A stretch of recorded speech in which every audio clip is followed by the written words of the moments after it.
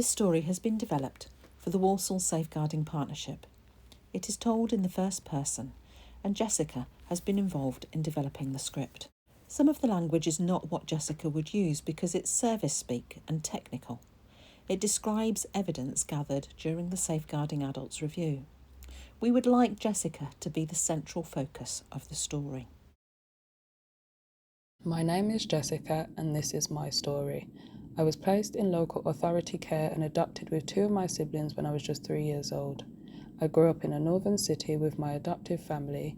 School was tough for me because I had some learning difficulties, but my adoptive mum did everything she could to help me.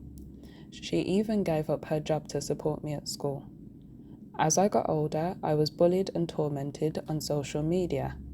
I was referred to the multi-agency safeguarding hub because people were concerned about me, but I didn't know what happened after that. When I turned 18, my birth father Steve got in touch with me and I agreed to move back to my local area to get to know my birth family. It was a big change and I was told by my family that my birth mother was the reason I was adopted, not because of Steve. Life continued to be challenging. I struggled with anxiety and depression, and I had a hard time with relationships. I was referred to mental health services, but it didn't always help. I attended these appointments with my grandfather or aunt from Steve's side of the family, and they did most of the talking for me and came across to professionals as being very supportive of me. Nobody really built a relationship with me though, and I didn't get a chance to talk about what was important to me without my family being there. I moved in with Steve's brother, my uncle, after a fight with Steve, but he was a registered sex offender and his probation officer made a MASH referral and a subsequent Section 42 inquiry was opened. I told people that I didn't want to live on my own because I didn't think I could manage.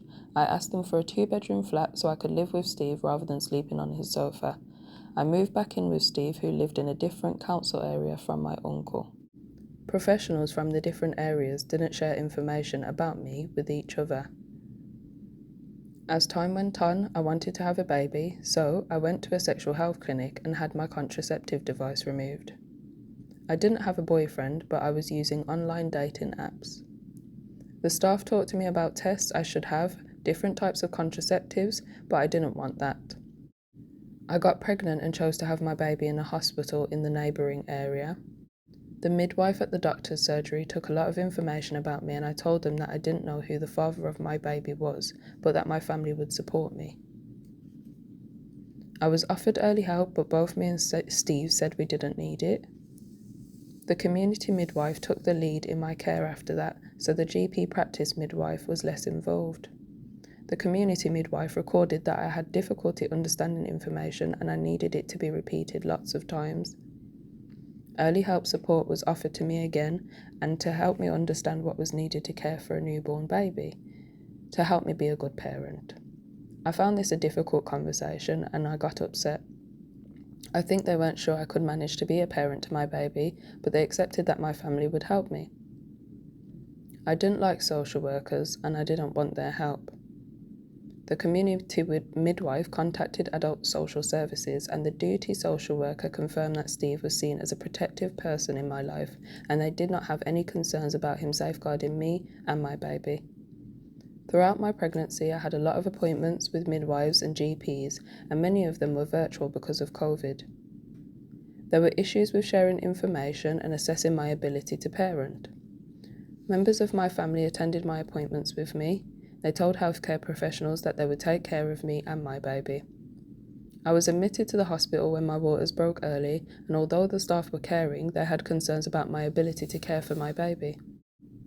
They persuaded me to stay in hospital, but I was afraid and said that Steve couldn't visit because of COVID restrictions. They discharged me and I went to all my monitoring appointments with my cousin. 12 days after my waters broke, I went back into hospital because I was in labour. I had a really difficult birth and my baby was very ill. My baby was transferred to the neonatal unit. Staff became more concerned about me and the safety of my baby and said they were going to make a safeguarding adult referral. Shortly after this, I told them I was a victim of domestic abuse, coercive control, and sexual abuse.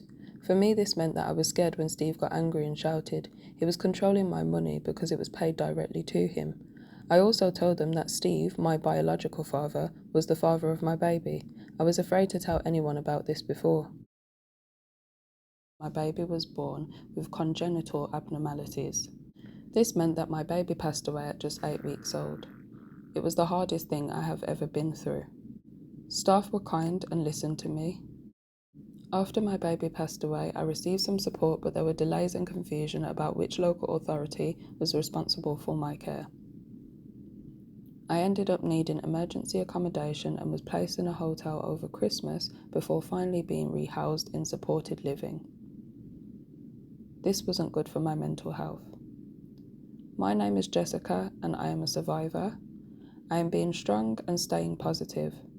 I want to share my story to help other people. An adult safeguarding review was set up and the second part of my story tells you what has been learned.